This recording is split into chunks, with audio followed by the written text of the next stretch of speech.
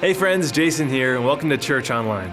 I'm so glad you decided to join us for week 2 of our series called Fam. We have another awesome message planned just for you. Just to give you a quick recap, last week we talked about how there's no such thing as a perfect family. We took a look at some of the horrible things that Joseph's brother did when their jealousy got the best of them.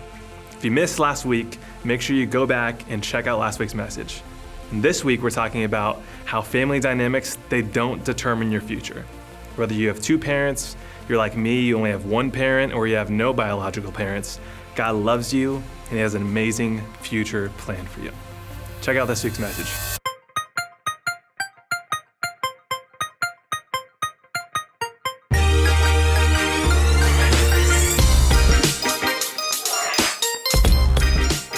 Welcome back to the Ellis family home.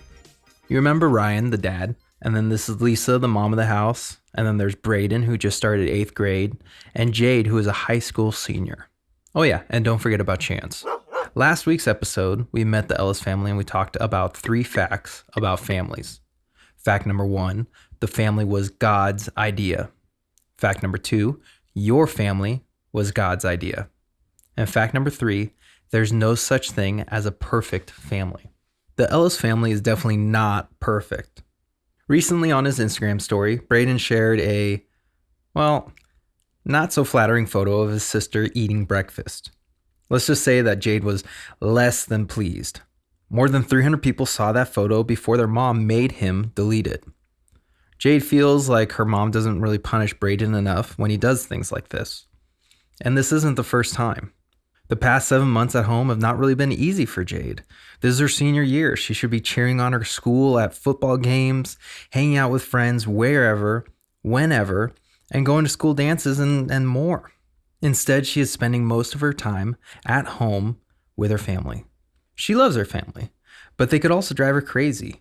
She often wonders why God would let this happen to her, especially in her senior year.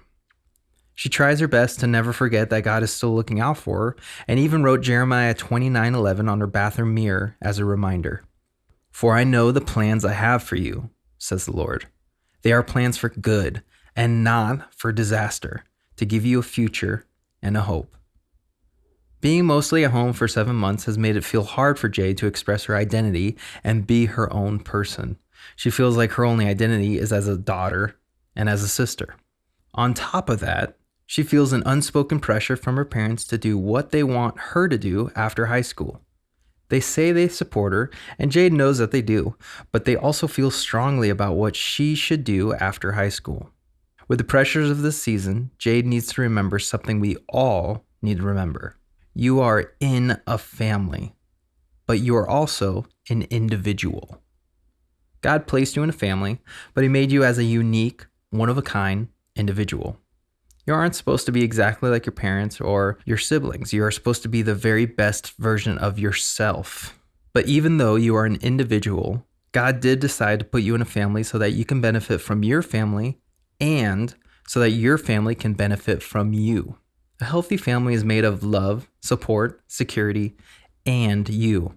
There needs to be an appreciation that everybody in the family adds something very unique to the mix.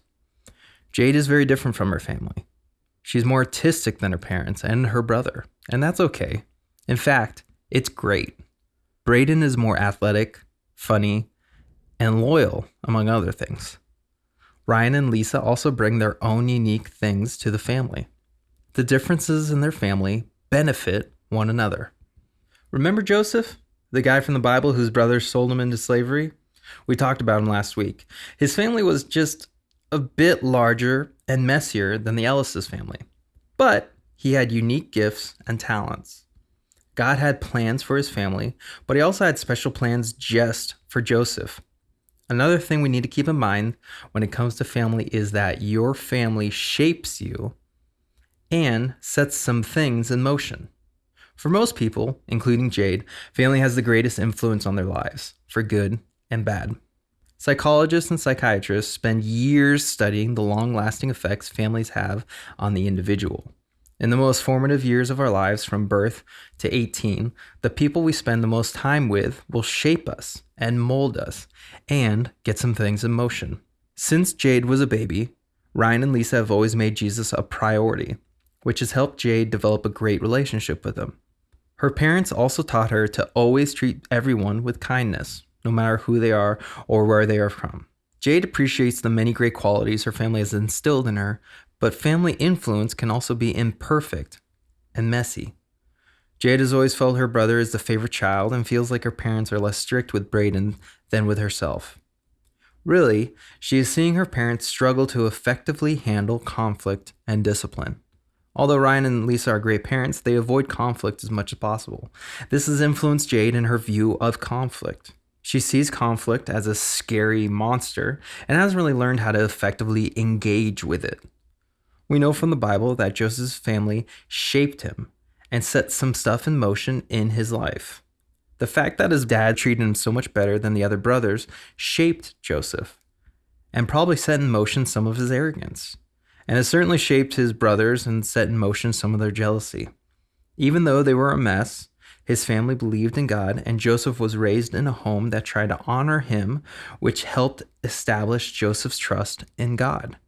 And so when they sold him as a slave, his family set all sorts of things in motion in Joseph's life.